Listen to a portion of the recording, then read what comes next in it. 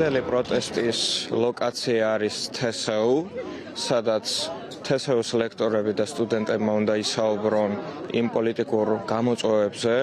რომელმაც დაანერგა ქართულმა ოცნებამ, კონკრეტულად კი პოლიტიკურ რეპრესიებზე, რომელიც სტარტდება უნივერსიტეტებში იმისთვის, რომ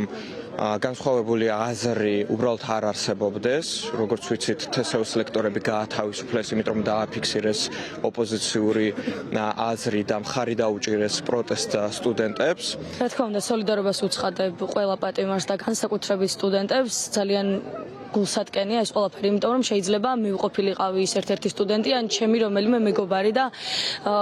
დაუყოვნებლივ მოვითხოვთ მათ თავისუფლებას და ვთვლით, რომ ეს ადამიანები ახლა ლექციაზე უნდა ისხდნენ, უნდა აგრძელებდნენ ცხოვრებას, უნდა გქონდეთ იმარჩევანის საშუალება, რომ გარეთ გამოვიდნენ, უნივერსიტეტში იყვნენ, პარლამენტთან გააპროტესტონ თუ ასე შემდეგ და მათ ეს არჩევანი არ აქვთ. სხედან ციხეში გისოსებს მიღმა და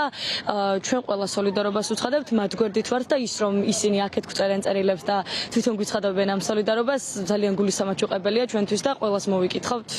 აქედან. და ის რაც ხდება ქვეყანაში ეხება ყველას, ყველა სოციალურ ფენას თუ არსებობს კიდევ ასეთი საქართველოში, სტუდენტებს, მათ პედაგოგებსაც, მათ შორის სკოლის მასწავლებლებსაც,